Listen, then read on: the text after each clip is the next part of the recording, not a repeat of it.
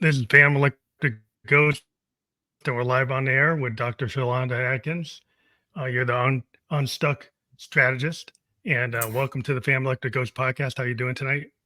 I am doing fantastic. Thanks so much for having me. So ready to dive in. Want to let people know we are a featured podcast on the Newsly Network. You can see a little icon up that says listen on Newsly. People haven't checked that out. They can use that coupon code that's scrolling on the bottom that says Ghost. And that's an audio only platform we will be on tonight. We're a featured podcast there. So they're kind of a supporter, sponsor of the podcast. So we mention them. And then in addition, we have your website and your URL, and that will be fully clickable. So right now it's 30.drsherlondaatkins.com. Don't have to remember that, but that'll be fully clickable on all the platforms we're on in the description of the podcast. So everyone will be able to click on that and go right to your URL. So again, welcome to the podcast. And one of the first things we always ask anybody on the show is, what motivates you and why do you do what you do? So what motivates me is really, I don't like being stuck. And so before I realized what stuck was, I looked back and realized like all this intuitive leadership that I had over the years, where sometimes I would, be pursuing a particular item or in a particular career or even in a particular geographical location, and my wheels are turning and I'm like, okay, it's just something I want to do something different. So really what drives me is sort of like my own inner definition of what success looks like, what an unstuck life looks like. And I've really been blessed to kind of march to a beat of my own drum.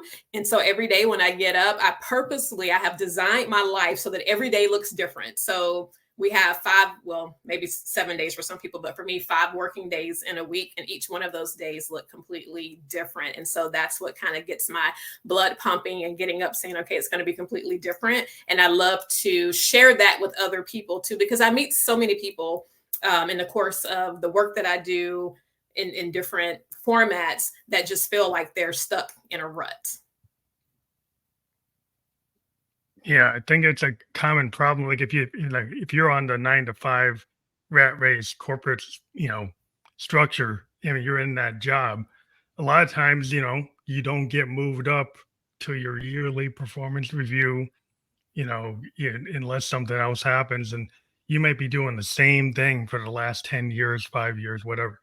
And, during the pandemic, I met a lot of people through this podcast. They were part of the Great Resignation, and they were like, no, I'm not doing that anymore. I'm going to do something that it was a childhood dream. I'm going to go and, do something online. I'm going to create my own business. I'm going to be an entrepreneur. I'm going to go pursue trying to be an author. I just talked to a guy last night that, was pursued being an author and became an author, working on all kinds of things. So it seems like people get to a certain breaking point and then they look for help, like people like yourself. So is that how people find you? They really kind of realize they've hit that, like, oh, I need a fork in the road. I need to make a decision.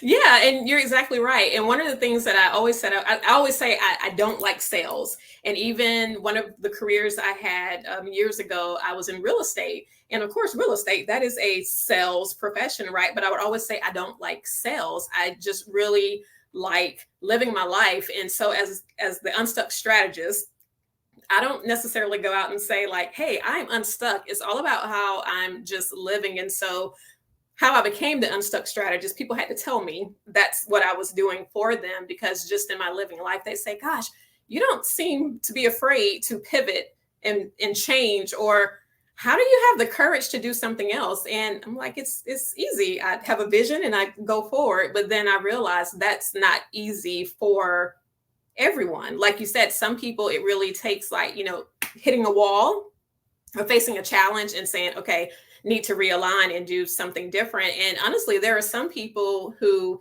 what may feel like stuck for me, like that, the structure, the routine, it helps them get through life. So it really just kind of depends on, what people want. Like some people may look at my life and say, how do you, like, what girl, you were so busy. My mom always says that I don't even want to bother you because you're just so busy. And I'm like, I'm really not.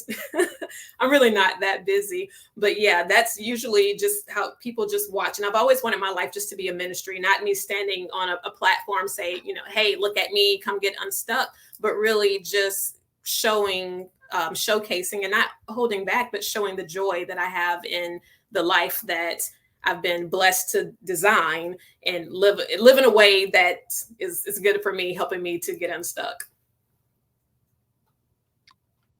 I think it's really interesting. I talk to a lot of people you call creative type people who Hmm. are like, entrepreneurs, writers, painters, artists, and they tend to kind of go with their inner muse. Yeah, they tend to, and the one thing they might have a day job, they might have something that helps them support that. They might have other things they do, but they've always made it very a big part of their life is their creative drive, and they found a way that even if it's 90% of their day or 50% of their day or 30% of their day, they always kept it as something important in their life. And it seems like some people don't realize, like maybe your day job isn't the 100% thing, because if your career path isn't making you happy, like if your relationship isn't making you happy, at the town you're in, you feel like you're out of place, you feel like you're disconnected, Hmm. then you're like, okay, well, I need to kind of align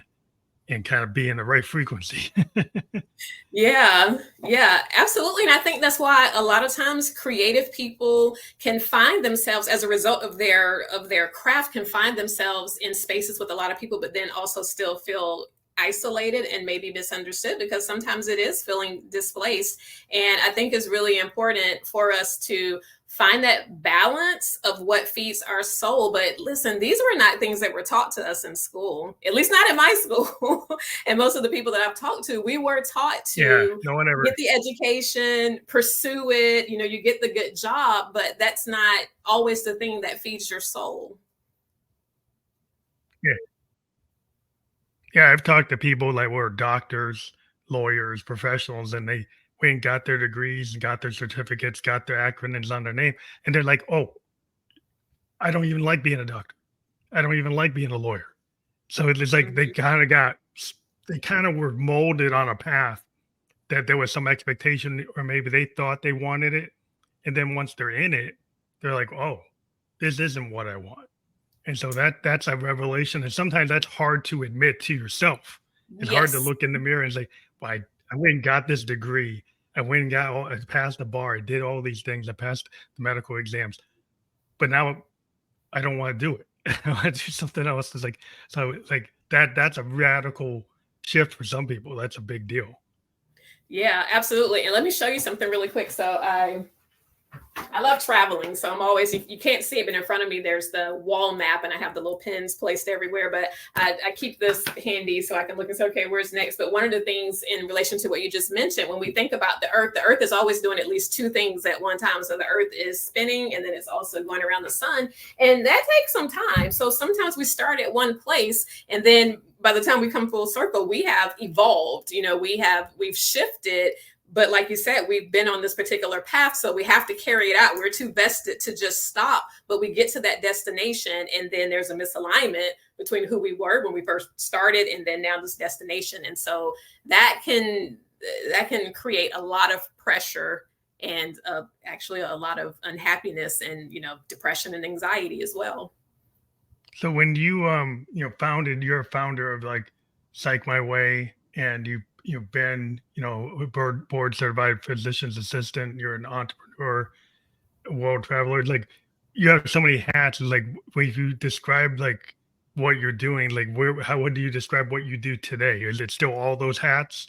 Because that's why you're doing different things every day, or you're in one place more than the other based on whatever the situation is.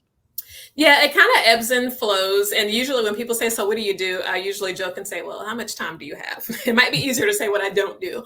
But so yeah, so I practice, I see patients. My practice is it's telemedicine, so I can see patients in the state of South Carolina. I'm also licensed in the U.S. Virgin Islands, so I treat patients there as well. So it involves being able to commute to a beautiful island with some beautiful people. but I don't do that like on a full-time basis. So both of those are very part-time. And then in addition to that, I save space for people who want to connect and get individual coaching. And the cool part about that, because what I found is with medicine is quite limiting. So even though I have a telemedicine practice, if there's somebody in California who says, you treated my sister, she said you were amazing, I want to see you. Well, I can't, because I'm not licensed in California. Mm-hmm. And I look at, I mean, to me, the world is small. There are so many people who need help. And generally speaking, at the core of humanity, we all deal with some of the same things. So being able to be a consultant and do mental health coaching as opposed to treatment has allowed me to branch out. And then I'm also wider net. Yeah. Yeah. So to answer your question, all the different hats that I wear, that's what keeps me happy. I find that for me personally, when I start to feel kind of, stagnation creeping in, it's usually when there's something out of balance, or the ratio is a bit off. Maybe I'm spending too much time in one area and not getting enough. Yeah. But I absolutely love it. That's interesting, because I've been a consultant. I have a lot of hats. I'm a software consultant. So I decided a long time ago, I used to be in corporate America in the big companies, and I actually worked in Japan for a bunch of years for a big life insurance company. But then I got on that track and I couldn't get past the glass ceiling. I did all the things I was supposed to do, did the international travel. Then I felt like I didn't get the recognition that I thought I should have got. So I think I went independent.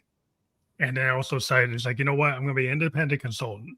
So then I can still do my art, which I felt like I'm a musician, I'm a producer, I'm a podcaster. So I wanted to be able to still do those things. And I said, if I'm not going to be on this career track, I'm not going to kill myself trying to do it. I'm going to still be able to bring in good money as a consultant, and then be able to build this podcast as an entrepreneur in my music and production and being a producer. So I try to give equal weight to different parts of my life, so that then I don't get bored. I don't feel stuck, like you're saying. I never called it like being unstuck, but I kind of see parallels in what you're doing.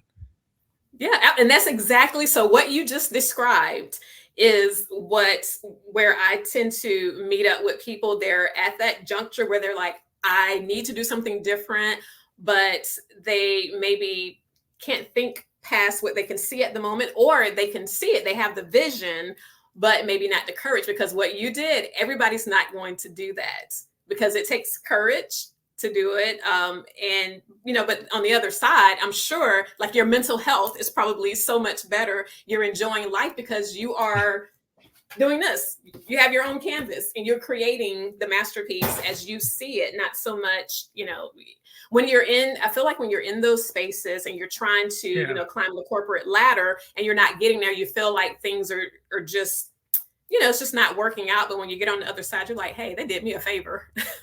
They did me a big favor. Yeah. Well, just when you just start saying I build the podcast, that's my own entrepreneurial, enterprise. I've been doing it for a while, and it's given me a lot of benefits. I get a lot of opportunities because I meet so many people. I got this massive Rolodex. I've interviewed thousands of people. And so and you think about it, it's like a master class every time you talk to somebody. You talk to each person's like a master in what they do. And so if you think about it, if you've done 1,000 podcasts, I got 1,000 hours of talking to experts in all these different fields.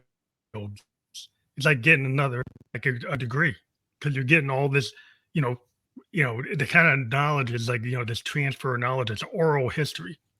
You're getting all these oral histories from all these people. And I feel like that's the way you actually learn and you progress. And it makes me feel more confident, better at communicating. I've been an Uber driver at one time, and I used to be very shy.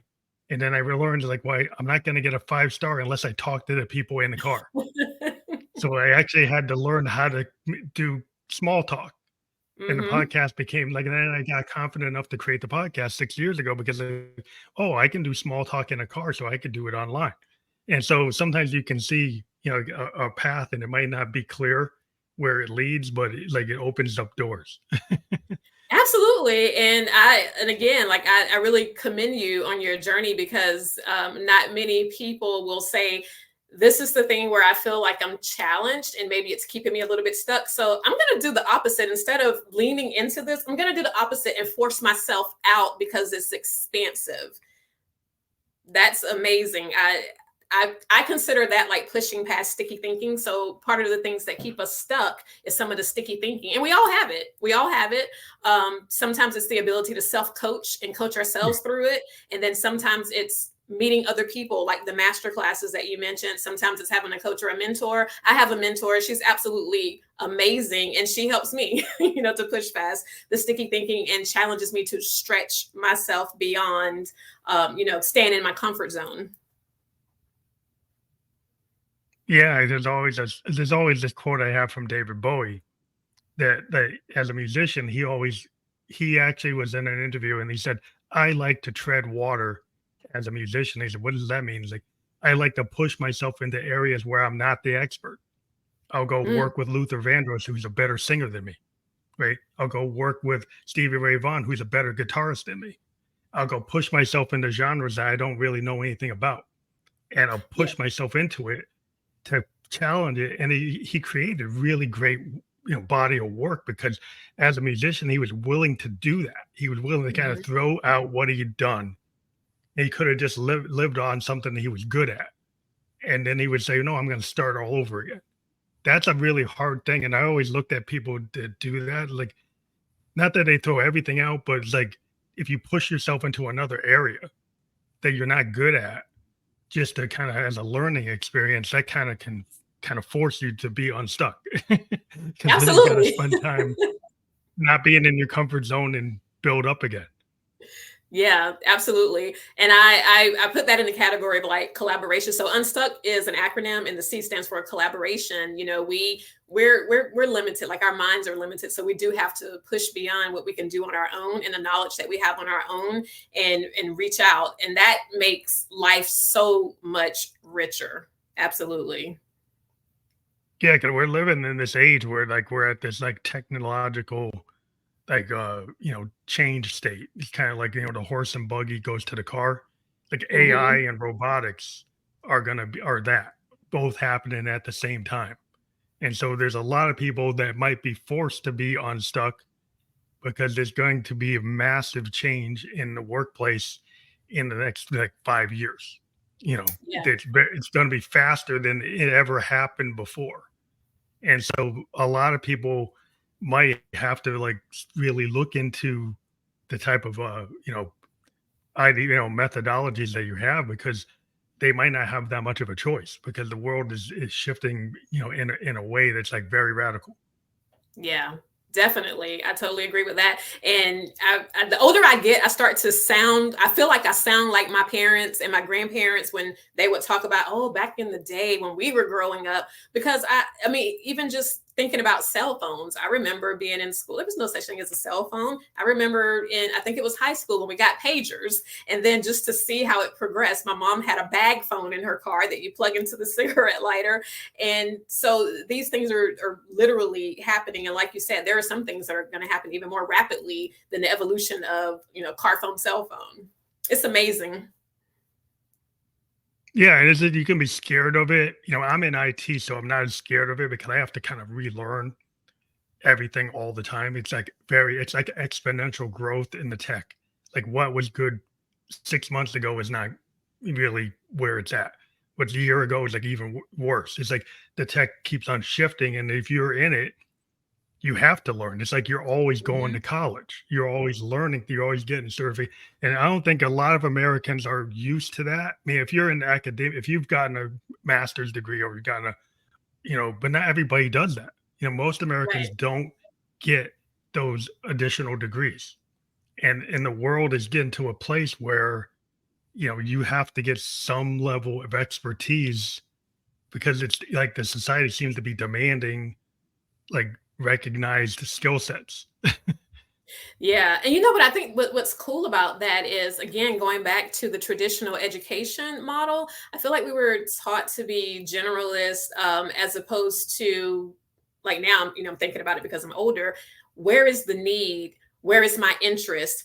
where do those two intersect? And then I become the expert in that area, as opposed to just learning all of this general broad knowledge and then trying to figure out how to apply it. And I think what you mentioned, technology, it allows us to sort of, kind of pursue that expert level on our own. I mean, podcasts, YouTube how-to videos, books, ebooks, and it's just, I think it's amazing. E-learning. I think it's Yeah, amazing. you can go yeah, I mean, there's a lot of people that might have thought they have to get their associate's degree and their master's degree, but if they go to like any of the tech kind of online, Amazon has an online university, Microsoft has online stuff, all the tech companies, Google, Amazon, they all have these like programs where if you go through them and you get their certifications, you take their courses, you could actually be working for them without your degree. Now, eventually you'll probably want your degree because it would just build you up, but you actually could work and make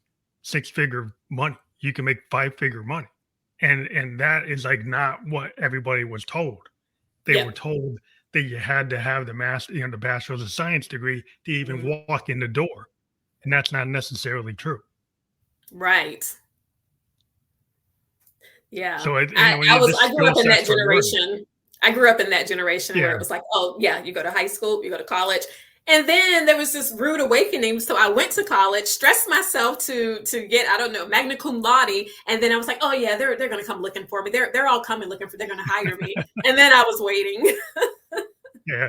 Everybody's waiting and they got these big bills. And it's like, I understand like the model, it makes sense. But sometimes if you don't have a society that makes that model affordable, and then when you get it, it's like still there are people who get favors because of who they know and the people around them.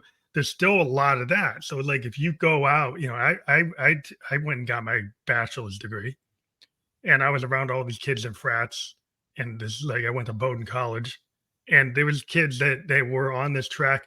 They were going to get into the boardroom because their grandpa had been in a boardroom. Yeah. And, it was going to be harder for me to get into the boardroom because they had, 5 generations gone to that path. I'm the first generation on that path. It's a harder path for the first generation. Than the guys who are on the 5th, 6th, 7th generation. Yeah. So then when you see that, it's like, well, do I totally be disincentivized and say, oh, I can't do it? Or you have to find like, oh, how am I going to do it? How am I going to make it? So how do you get that kind of mindset to start looking at like a roadblock and not think it's like insurmountable, not think it's like Mount Everest? Yeah, and that's where I think talking to people really is helpful, because you can, if you start to believe that and you try to open these doors and they keep being slammed in your face, I mean, our brain is going to tell us, stop doing that, that's not working. But sometimes talking to someone who can give you a different perspective, or perhaps a different route, because you're so right. I always heard it's not so much what you know, but it's who you know. And the older you get, you do meet more people. And so you can grow that network and then start to collaborate. But trying to initially sit at certain tables can be very difficult. And you do have to work a lot harder to do that. I was just talking not too long ago about, introverts and extroverts and trying to collaborate and build networks. So for somebody who's extroverted, it may be a lot easier, but somebody who's introverted, it doesn't mean they can't do it. The key is just making sure that you build enough recovery time in afterwards, because it's going to take so much mental, physical, and emotional energy to put yourself out there. And then another thing too, when you're meeting other people, leverage technology. So I absolutely love doing voice clips and video clips. So like on LinkedIn, for example, if I'm reaching out to someone, the normal would be to type, send a note, but I prefer sometimes just to do a voice chat, because I feel like you can hear the inflections of my voice, and my energy conveys really well through my voice. And sometimes you can do a video or do a chat and then send that out to multiple people. So you can leverage that one, when you mustered up enough energy to have that one video, and then use that to leverage to connect with other people. But absolutely, when you're having to start from from zero, like start from the ground up. It is more work than to just, have a network just waiting for you, people who are just looking for you because you have a particular pedigree, or maybe part of a sorority or a fraternity or legacy, family legacy. And we saw that with our son. We're seeing it. We're living it now. Our son, we live in South Carolina, and I know a lot of people thought we were strange when we said our son was going to boarding school. In fact, my mom would get upset because I think a couple of people said, well, why are they sending him off? He's not a bad child. And she's like, no, he's not a bad child. He's going for more opportunities. But as a result of my son going to, it was, one of the most prestigious schools in the US, his network. So who goes to, New York, walking around New York, and every day sees somebody that they know because of the network that he was able to create and be a part of at this boarding school. And it's opened up opportunities for him. Someone has an opportunity like, hey, I'm doing this program, I put your name in for it. And I absolutely love it. And I'm grateful that he has that opportunity. My husband and I, we didn't. We didn't have those opportunities. So I see firsthand exactly what you're making reference to. Yeah, it's real important because a lot of times people, they don't realize that's why the people go to the Colbys and the Bates and Bowdens and the Amherst. Like, why do they go there? It's not it's because of those connections. I've been able to get certain positions because there's a guy from my frat, or there's a guy from Bowdoin, or my professor recommends me or something.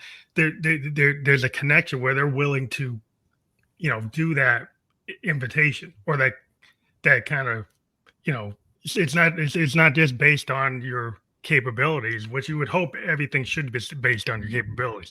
But sometimes it's that knowing the right people in the right moment at the right time is important. It's important. And then sometimes build that Rolodex. Absolutely. And that warm introduction, and it's just like if someone says to me, if I'm getting a referral for a new patient. So if it's someone that no one knows who finds me on Google, as opposed to it's a referral from a trusted primary care provider, already. And let's say I only had space for one, I would feel more comfortable with the one that was being referred, because I trust that if they're referring a patient to me, that, there are certain things that have already kind of been cleared and checked off. We have a daughter who's getting ready to go to college, and we just had this conversation yesterday, and she said, well, but does it really matter? I mean, if you make good grades in college? And I'm like, oh yeah, let's have this conversation. And so my husband and I were, it just depends on what you plan to do after college, because in fact, it really could matter. And I shared with her a conversation I had with a friend of mine who used to work for Goldman Sachs, and now she works for another big firm. And she said, when you have 1,000+ resumes in front of you for a few slots, yeah, we do kind of look at what school the student went to, because certain schools, we know the academic rigor of that school. So we know that we're getting a certain type of student if we're choosing this school. So yeah, names do matter. Yeah, because when you come out, like you can have a 3.8 from an Amherst, and you could have a school that maybe it doesn't have the reputation of Amherst, and that guy could have a 4.0. The guy with the 3.8 from Amherst might get in, because they kind of know that Amherst, the rigor there might be a little bit more, right? And they might know. And they might know people who had gone there and they've seen what they can do. So it's the kind of critical thinking that comes out. Like I think a lot of times, like what I've seen in the academic world is the ability to have critical thinking and holistic thinking, and not just the kind of rote memory. Like if you have an educational systems that are all based like SAT kind of rote memory, and you just answer multiple choices. But if you go to a school like an Amherst, they do blue book exams. They do oral exams. So they make you really show that you know what's been taught for that semester. You can't kind of just bluff your way through it. You have to show that you actually know it. You have to apply it in a way that, in your own voice, based on what you learned, and it gives you like an ability to kind of think on your feet. The Socratic method makes you really understand things, and it allows you to learn for the future. So when people get that type of learning,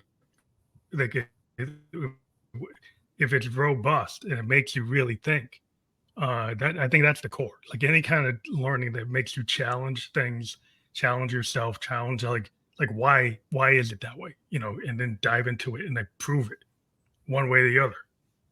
It's like it's a different type of mindset. Yeah, and that's the kind of mindset that helps you stay unstuck. Because if you go with the rote memory and just doing something because someone modeled it and said you should do it, then you're not engaging. You're not engaging like your true, authentic self. You're not able to express that and ask the questions, be inquisitive. So all of that is great for an unstuck mind and an unstuck life.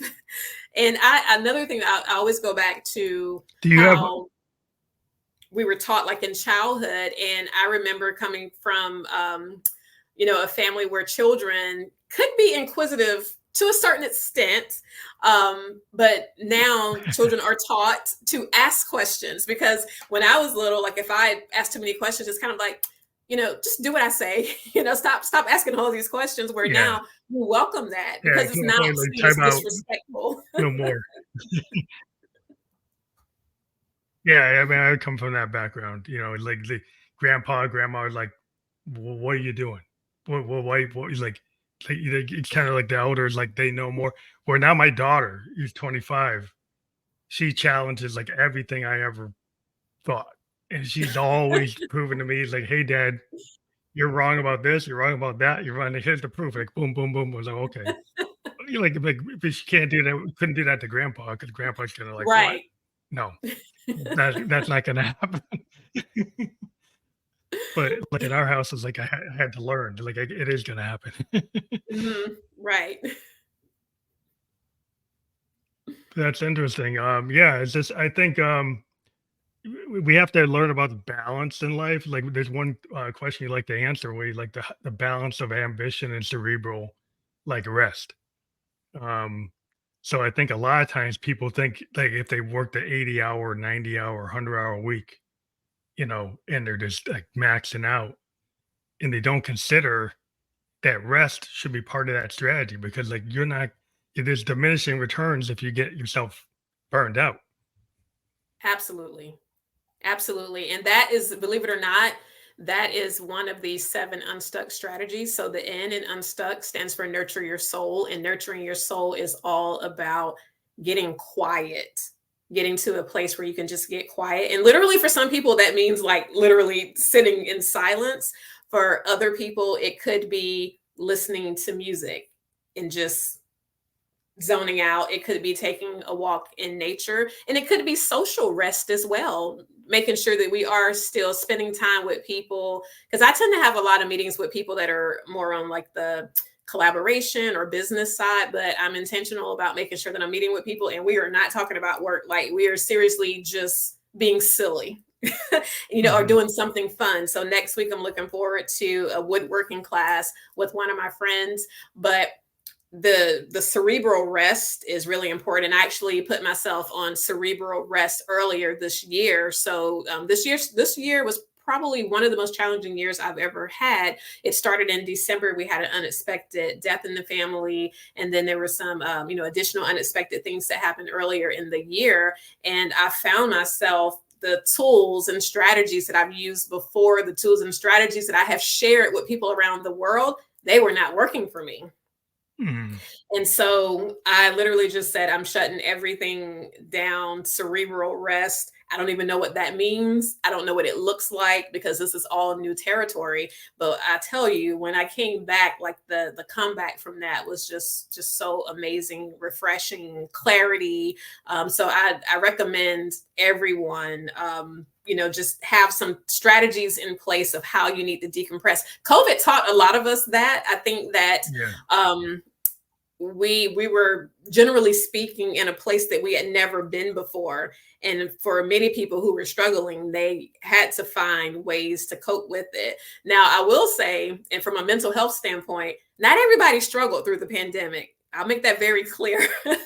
Because I had some patients who it was like a breath of fresh air for them, in the sense that anxiety levels were lower. So For example, Hmm. I have some patients who struggle with whether it's the daily commute, the traffic, the crowds, the noise, being overstimulated, or maybe the anxiety of going into an office space, working with coworkers, maybe in a toxic environment. So all of a sudden, you mean to tell me I get to work from home, I don't have to commute, and I don't have to face these people? Hallelujah. So there were some people who fared well, Yeah. through the pandemic. Yeah. I think I was one of those people. I was a road warrior, and I was always on planes from Sunday to Thursday. And I would say, like, I would go into environments, and in the IT kind of workplaces, like you go to a client site and you can get, you can be in a hostile environment. You could be in an Hmm. environment where people is like it's a lot of stress because you're always on. Like you're Yes. representing your firm. You always got to be perfect. Can't make a mistake. Well, you're human beings, so you're gonna make some kind of mistake, but they're like, Hmm. you're not supposed to make a mistake. So you're on that and you're on the whole time. And then you're in an unfamiliar place, living in a hotel. It's highly stressful. For years I did it because I said, well, this is what you're supposed to do. To be in like the rat race, you're supposed to be a road warrior, you're supposed to do that. And when I was able to work remotely, it was just not having to be on the plane, not having to be in the airport, not having to be in the Uber, not stuck on traffic, scared you're gonna miss the meeting. All that stress went away. And it didn't. I was like, well, then I can actually just focus on the work and Yes. and not have to focus on those other things. And I found that so liberating that in my consulting business, it's all remote because I mean I did it for 20 years. And I Wow. said, well, I don't need to do it anymore. I just made the decision I'm not going to do that anymore. So I mean, people have to be. If you're a person that likes to be in that, that's you. But I decided I didn't. Yeah. Yeah, that I'm listening as I'm listening to you talk. Like I could count like at least three things that could just one of those things could really make you feel unstable. So travel. So you're traveling through different time zones, and I don't know about you, but the older I've gotten, my bounce back isn't as good as it used to be when I was younger. I maybe could go somewhere, hit the ground running. Now I get somewhere, I need to rest. And then go. When I return, Yeah, I need to rest it's and then harder. restart. So You you're know, in my traveling through 20s time is one zones. thing. In my Yeah, 50s, exactly. in the 50s is another thing. Yeah, those decades in between can do a little bit of damage. So in addition to traveling through different time zones, and then like you said, you're walking into spaces that, and you have to learn, you have to be on to read the room and figure out how to adjust your energy for that. And meanwhile, like you said, then still having to work. So that that's a lot. That is a It's a lot. lot. I didn't realize how much it was until I wasn't doing it that Hmm. way. Until I was just everything was like, just Zoom, and everything's going through Teams.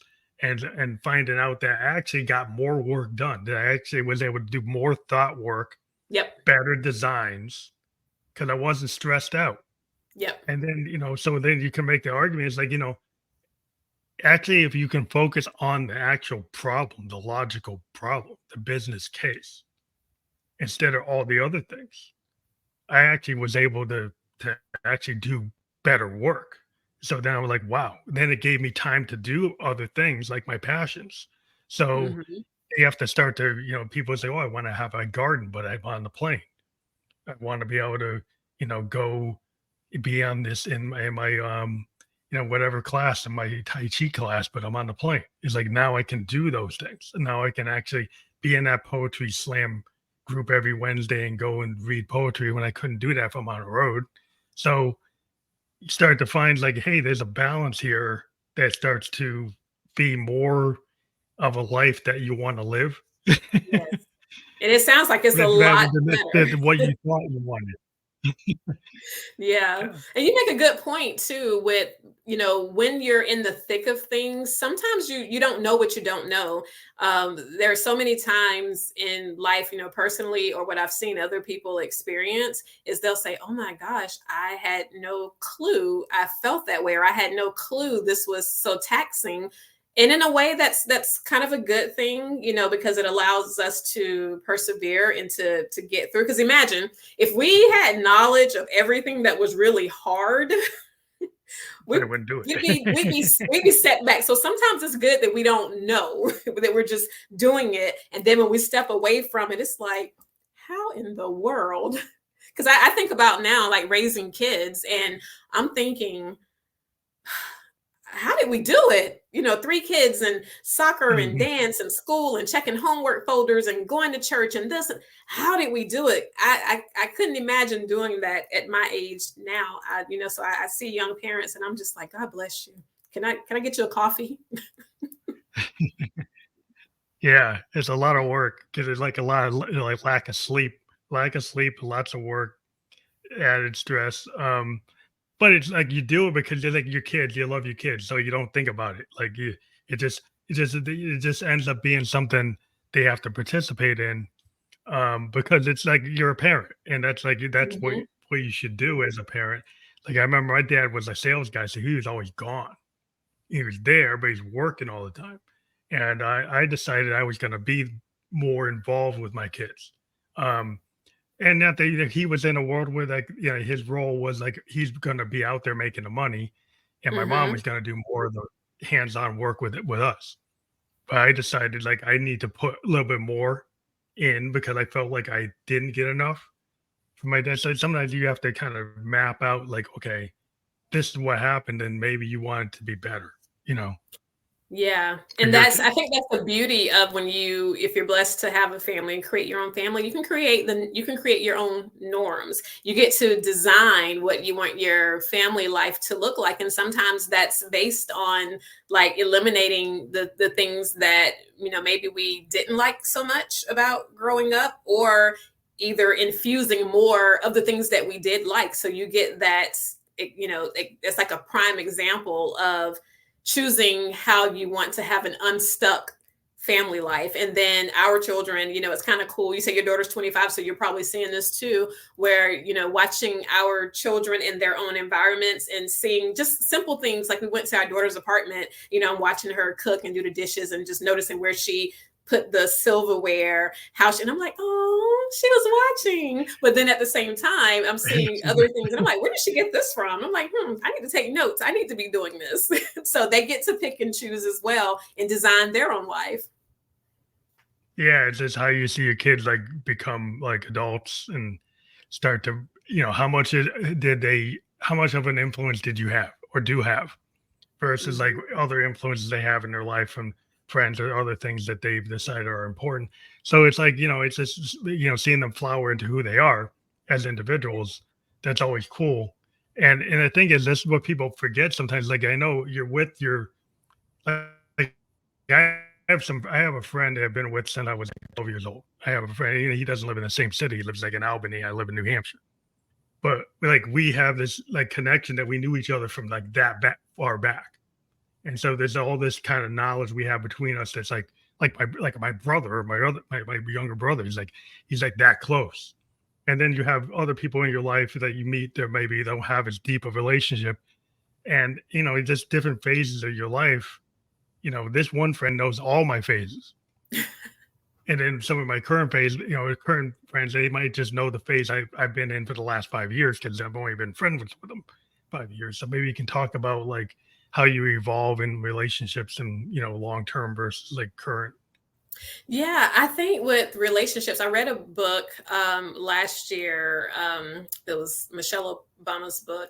Why am I thinking? I'm going to blank on the name. It wasn't Becoming. It was her second book, but anyway. And she talks about the value of friendships and always, but she calls it like her kitchen table and the friends that come around to her kitchen table, and the importance of keeping the door kind of swinging open, like being still having new people come. And I thought about that, and because a lot of times when we think about friends, like we tend to put more value on the friendships and relationships that, we go way back, this person knew me back when, and we tend to put a lot of value on that, rightly so, if it's a good relationship.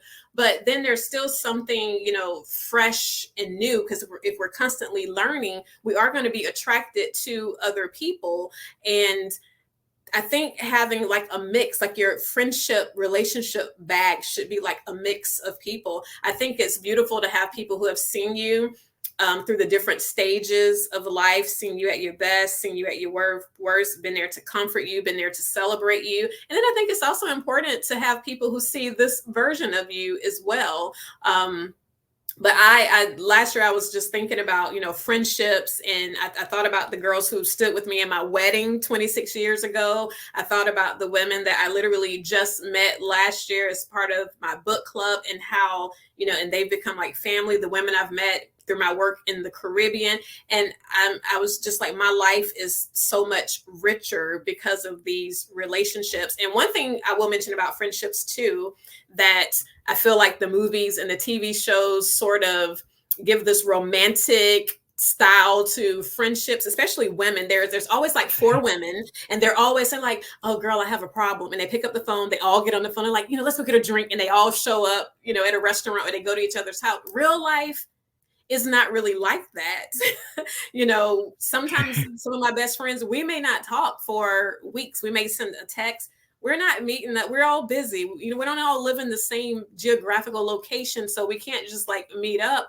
But it doesn't mean that, that support that we provide for each other, it isn't there. And then another thing about having a variety of friendships is that there's no such thing as relying on one friend for everything. There are some things that you go through, and you have a particular friend who's going to be that person that you go through that you probably wouldn't necessarily want to maybe burden or share with another person. And I had to figure that part out, because I'm like this loyal person. Like if we're together, like if we are friends, we are friends. And I want us like all to know, everything, if I'm sharing something. But I with wisdom and age, I realized that there are some things that certain people are just better at supporting through.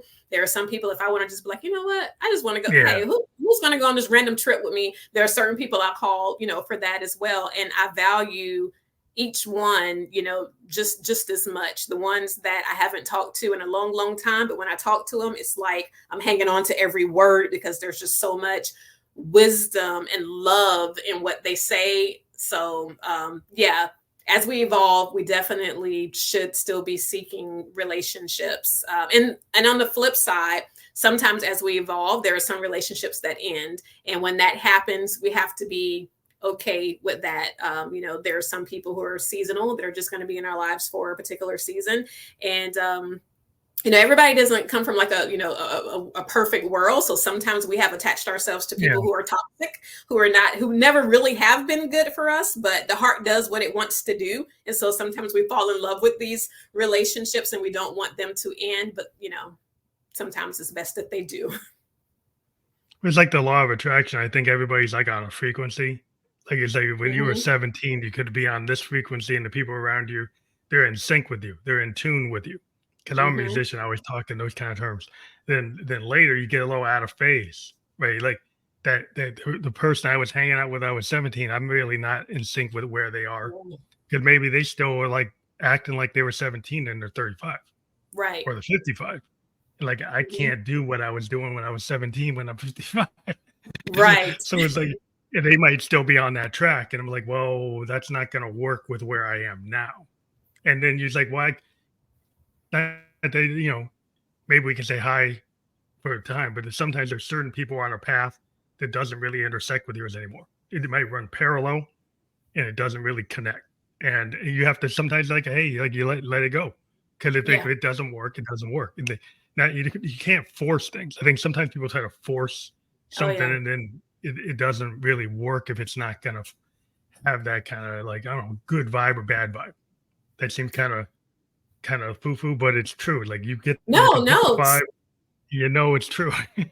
Yeah, because energy, I believe that too. Like energy attracts energy. And we know here before we'll know here. Because here we will talk ourselves into or out of anything to make it work. It's like I was putting together a puzzle earlier this year. It was a mindfulness activity, and it was really tiny. It was one of those like mini puzzles that had like 350 pieces, but each piece was like the size of a postage stamp. So it was really tiny. And sometimes I just wanted these pieces to fit, because I'm just trying to get it done, and I could almost make it fit, but there was just something off about it.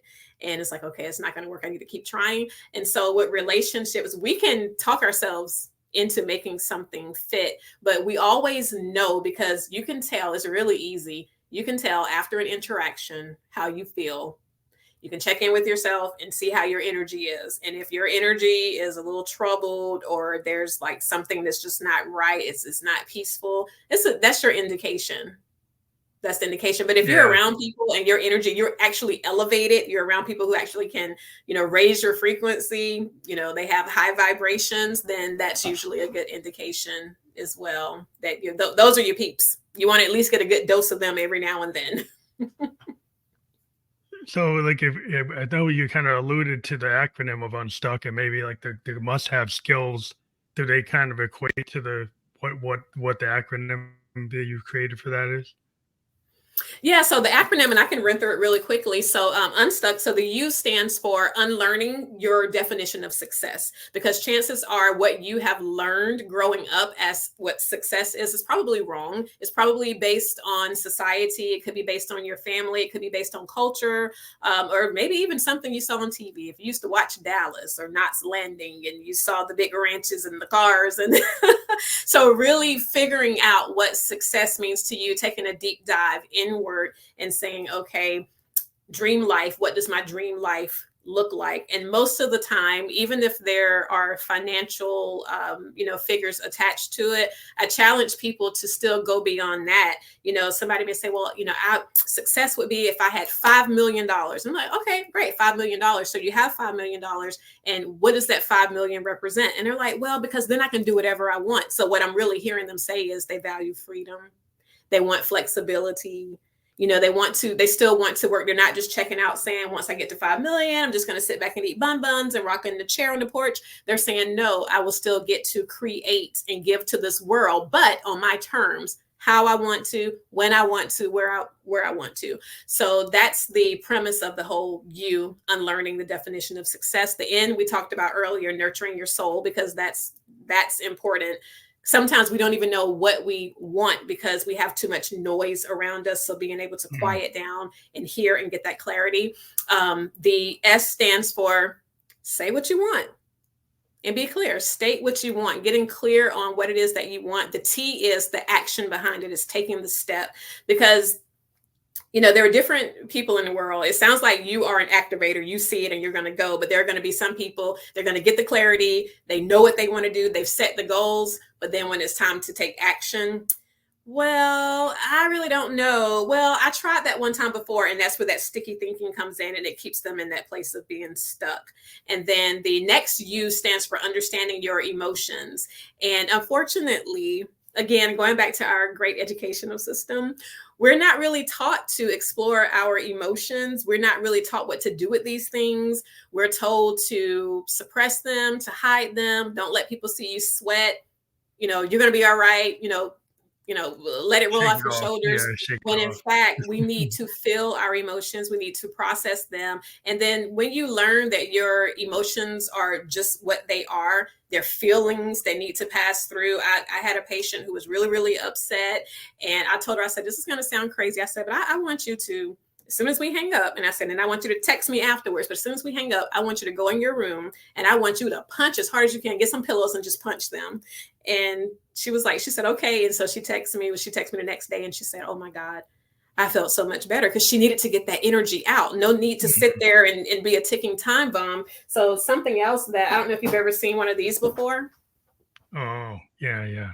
Yeah, so I love these, not just for my patients and my clients, but for myself, because the more clear we can get on identifying how we feel, instead of saying, I'm mad, I feel some kind of way. I hear people say, I'm like, you feel some kind of way. Let's explore that. What's the some kind of way? But if you can say, well, I feel annoyed, I feel irritated, I felt disrespected, I feel elated, I felt intimidated, then we have more information. We can work with that and figure out the opposite of that and what we need to do. What steps can we take to get to that point? So understanding your emotions, we talk about emotional intelligence. If you're in a place of leadership, you definitely have to be in tune with your emotions if you expect to lead successfully.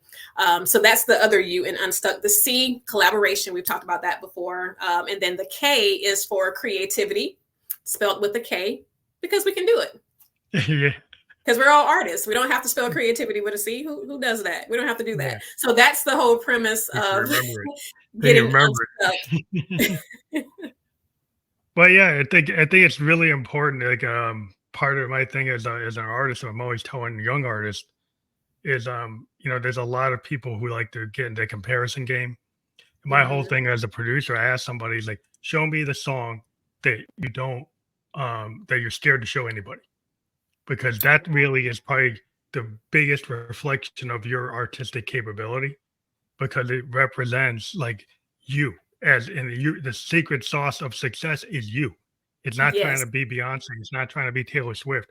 It's how you approach music, and what if we work on making that sound great, making everything sound like your voice sound the best it can be, that all the music, all the instruments sound perfect, and we figure out how you do phrases, how you phrase things, how you look at things. That is going to be different than anybody else in the world. And if we focus on the fact that you can be vulnerable and you can be cool with that, that you're not scared of showing people that, because that's how you're going to win. You're going to win when you're willing to be that authentic, vulnerable self, because that's going to be your ticket, which a lot of people don't realize. Is like, to me, that is the ticket, but some people don't believe that because they don't believe in themselves. Yes, and that's the key, because once you believe in yourself, when you trust yourself, then you're more prone to show that to the world. I love that question. I love the question that you asked them. What's the piece that you've been working on that you're afraid to show? And then that leads you to the most authentic version of that artist. That's good. That's real good. Yeah, it's just something like, instead of trying to say, oh, try to sound like what's on the top in the top 10, then you're really not being you. You're just trying to sound like them. And they're Yeah. already there. And they probably can already do what they do better than you, because that's them. Right. So Right. it's like so you need to focus on what you have. And then you get the Bob Dylans, you get the Hendrix, you get the people, Jazz Joplins, you get, Ella Fitzgerald, you get Stevie Wonder. That's why you get people like that, because they're willing to say, how come nobody sounds like Stevie Wonder? Because that's Stevie Wonder. That's just the way it is. You know, you're not gonna really be in that zone. It's like Herbie Hancock. It's like, is anybody gonna sound like him? Probably not. And when that's the game we have today, is so many people use AI and sampling, and Mhm. they just want to clone what was successful. And it's like, is that really you, or is that what somebody else already did? Right. Right. So I'm always looking, it's like, where's their originality? And I'm always looking for people who actually, can show me an original beat, an original lyric, an original concept, instead of sampling something that already existed. Well, I know that got a million hit like plays, but I want to hear what you can do. Mhm.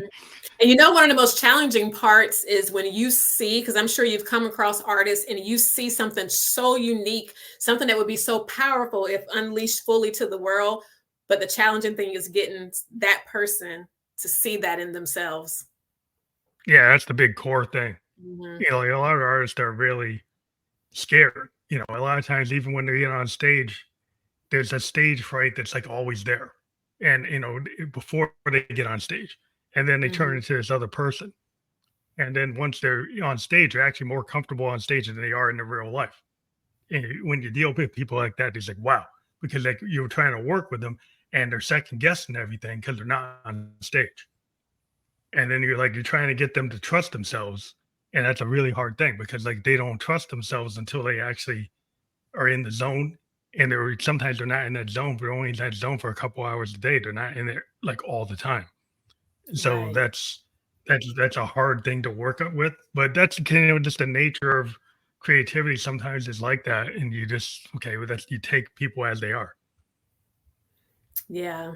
And that zone, I remember. So my husband is he's a podcaster, he's an author, he's an IT person, he's done so many great things. When he was writing his book, me being the good wife, I'm like, you know what? Do you want to? I have an idea. We'll rent a cabin in the mountains and we'll drive up and you can just write. And he's like, it doesn't quite work that way.